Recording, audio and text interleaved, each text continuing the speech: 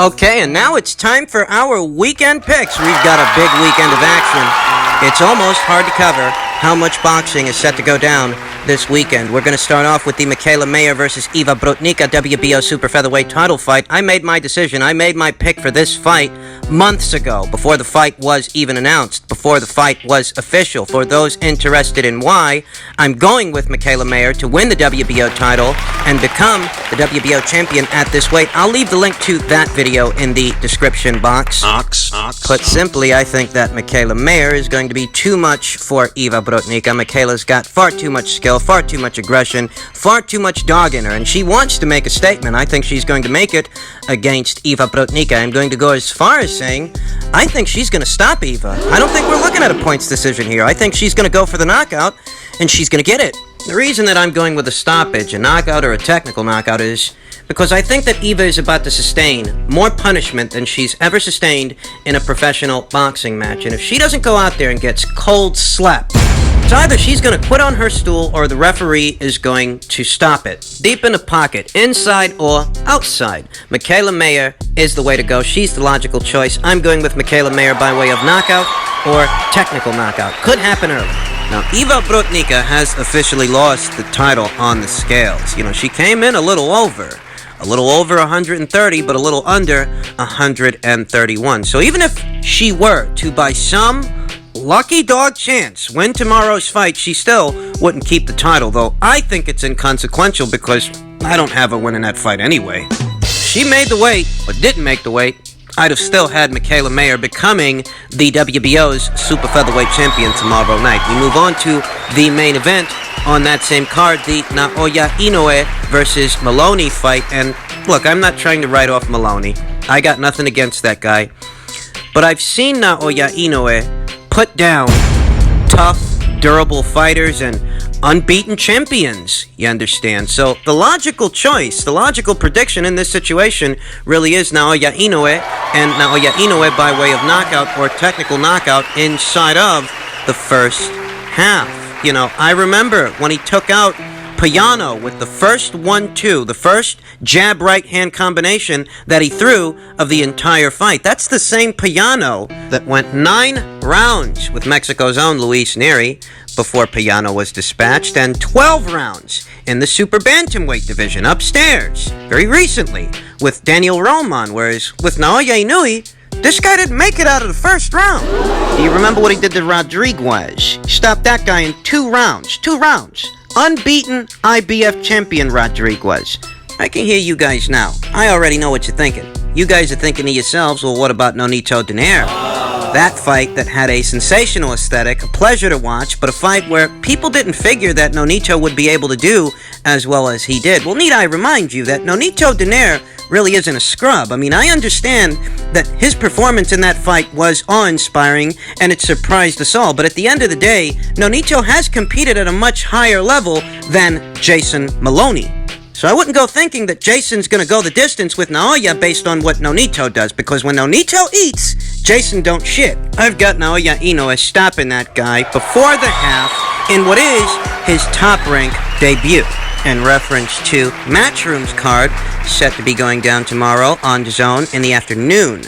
When it comes to Hannah Rankin and Savannah Marshall, put simply, I think Hannah Rankin's a tough competitor. I think she means well. I think she's really going to try to win that title, try to win this fight, more so than any other fighter that Savannah Marshall has shared the ring with. But I think that Savannah is too nuanced, too skilled, and too much for Hannah.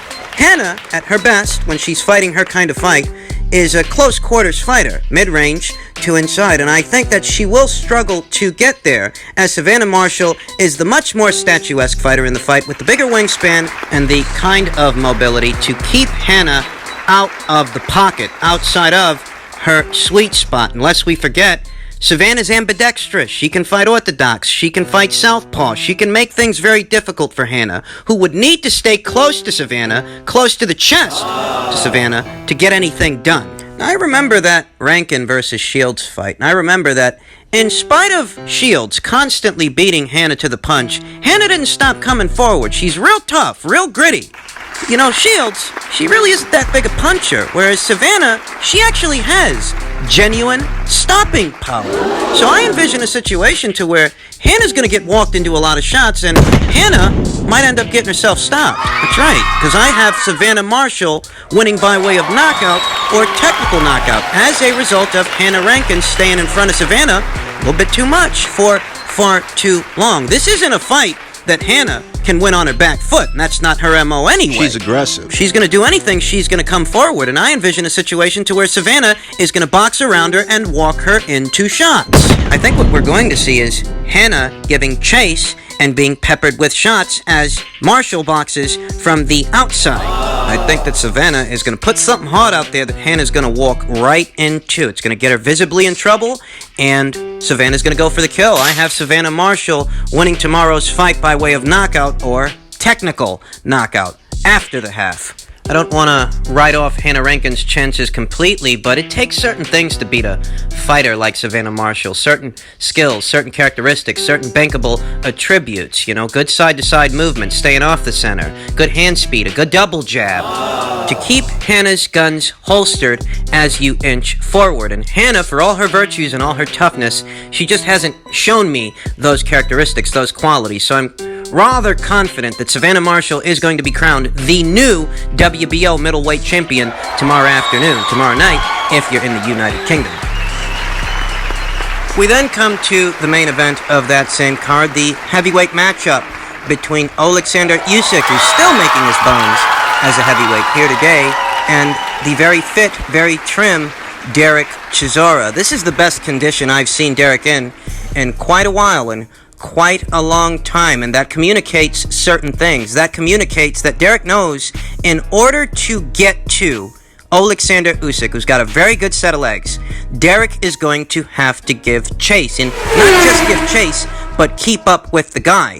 I think in spite of all of Alexander Usyk's virtues, he knows it's rather unwise to trade hooks in the pocket with Davis-Chisora, who, if you think about it, doesn't have anything to lose. He doesn't have an O to protect. What he wants, what he would prefer, is to get into a heated exchange with Usyk where he can use his battle-tested heavyweight power. And Derek's no mug. You know, he's not going to get squirrely off the first hard shot that lands. He knows what kind of fighter he's in there with. It's for this reason I think Usyk is going to put on a performance similar to the performance he put on against Murat Gassiev. Stick and move. I see shades of Usyk versus Gassiev happening here. I see shades of Agit Kabayel versus Davis-Chisora happening here. I think what Alexander Usyk is going to do what he does best, and that's box around his man, because Usyk has never been an artillery guy, and I don't think he's going to start being that now that he's in the heavyweight division, where the guys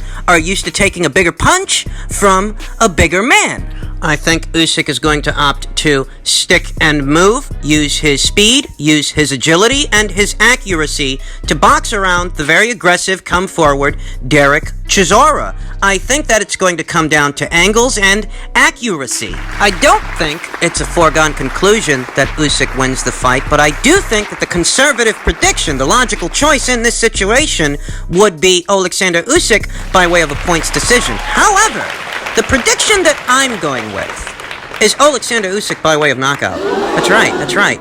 We're going to be a little zesty this time around. I think Usyk, given his character, given the kind of stages that he's fought on, Olympic gold medalist, undisputed cruiserweight champion, this is a guy who's accustomed to rising to the occasion. The lack of a crowd is likely going to bother Derek more than it's going to bother Usyk. Usyk's the one with the extensive amateur background, the kind of background to where in all likelihood he's fought in a couple of empty places in front of just a handful of people. He's used to it. It's how he came up. It's how he grew up. It's how he became the boxer that he is today. Usyk has always been more of an activity guy than a one-punch, one-hitter-quitter kind of guy, and I think the same is going to be true in the heavyweight division. However, it's his accuracy that will tell the story, play a factor here. His accuracy, his speed, his timing, and his angles. That's it. That you don't necessarily need to be the bigger puncher if you've got the kind of speed and accuracy to stun a guy. Derek isn't going to be elusive in this fight, you understand. It's his goal to stay with and stay in front of Alexander Usyk, and in that way, he's not going to be that hard of a target to find. I think he's going to catch Derek clean quite a bit. If you can do that enough times, round after round, throughout the course of a fight, gradually, you will wear the other guy down. Play on that guy's gas tank, get him exhausted, and constantly having to give chase to Usyk, Get tired. well, that might wear on Derek Chisora's energy reserves. I don't think it's going to be easy. I reiterate, Derek's in the best shape, in the best condition I've seen him in a long time. Hell, it might be the best shape I've ever seen him in. I think it's going to take quite a few clean shots in order to gain the desired effect, in order for that plan of action to actually work. But I can see it happening. I can see exhaustion setting in for Derek Chisora. I can see that catching up to him, and I can see him being put down as a result of that. Not as a result of sheer punching power, but accuracy, activity, and a depleted gas tank. So I'm going with Alexander Usyk by way of knockout or technical knockout late into the fight. I say late because I reiterate, I think it's going to take a lot of clean shots to really let the damage pile up, let it set in, and get Derek vulnerable enough that he can be put away. Derek ain't no mug. He's won some fights, he's lost some fights, he's faced some very big punchers, and he's taken some really big shots. Kept fighting. I think he's going to make Usyk have to work for it, but ultimately, Usyk is the logical choice here, whether it's by way of a decision, a points decision, or by way of knockout or technical knockout. Either way, Usyk's got more ways of winning this fight, whereas Derek has but one. Try to catch up with the guy and mow him down. If Usyk didn't have a set of legs, I might feel so inclined to pick Derek, but he does. Good ones. He does have a set of legs, so, you know, Usyk's my guy for the night. I'm going with Usyk by way of knockout or technical knockout. And finally, we come to what in all likelihood will be the final fight of the night, the super featherweight contest between Gervonta Davis and Leo Santa Cruz. And I'm going to keep this short. I'm going to keep this simple. I'm not picking anybody because I don't trust either of these two guys. I tried to make a decision, tried to formulate a prediction that I could stand by, but with these two guys, I can't. I just can't do it. I saw what Leo Santa Cruz looked like in his super featherweight debut, and there was no wow factor. He looked flat against Miguel Flores, and Leo Santa Cruz, accomplished as he is, was never all that big of a puncher to begin with. Not at 126 and not here at 130. He's only had one fight here, and it wasn't against a high-level guy, so I can't trust him. When it comes to Gervonta Davis, this is a guy who, in his lightweight debut, almost missed the mark. Came in a little over, you know. He didn't blow the weight completely, but he came close. He was able to make the weight, won the WBA regular title in the lightweight division in what was a rather unremarkable performance against an over-the-hill Yuriorki Gamboa. 135. This is a guy who struggled to make 130 pounds for a long time, so much so that in his last fight, he moved up to 135 pounds. Yet here he is at 130 yet again, and I have to say, the look of him isn't exactly encouraging. His face is sunken in, he looks gray, he looks gaunt. So I don't trust him either. I don't know that he lost something on the way down. I don't know that this cut, and it looks like it was a hard cut, I don't know that this won't affect his performance. Gervonta Davis isn't an activity guy. He isn't A volume puncher. very busy puncher. And if you're already not a busy puncher, just imagine what a hard cut could do to your performance. When Gervonta Davis was describing his last fight and how he looked, he said he turned it off. He didn't want to watch it. He didn't want to watch himself based on how he looked, and that was at 135. This fight is at 130. And I'm supposed to trust this guy? I can't call it. I can't call it because this is, in many ways, the biggest puncher that Leo Santa Cruz will have ever faced. And Leo Santa Cruz himself, while being a puncher, being a volume guy, he's never packed the biggest punch. I don't know that he's got what it takes to wear out Gervonta Davis with his activity. I don't know that he won't be a little bit too active, a little bit too busy, and end up eating a hard counter. I don't know. I don't know that Gervonta Davis can be the guy to deliver that hard counter, because this cut looks like it was a hard cut. And he hasn't exactly wowed me in his last fight, but then again, neither has Leo Santa Cruz. Goes back to what I told you guys before when this fight was first put together. That this is a fight that has some level of intrigue, but it's for the wrong reasons. It's not because both of these guys are at their best or they're both bankable. It's because of the opposite. They're not bankable. I don't trust either of them. And that's as a gambling man. Quite accustomed to putting my money where my mouth is, but I look at these two guys and I'm not confident in either of them. On one end, I tell myself that Leo Santa Cruz, he's a very accomplished fighter, 4-division champion. I've seldom ever seen him hurt. I've seldom ever seen him frazzled by a shot.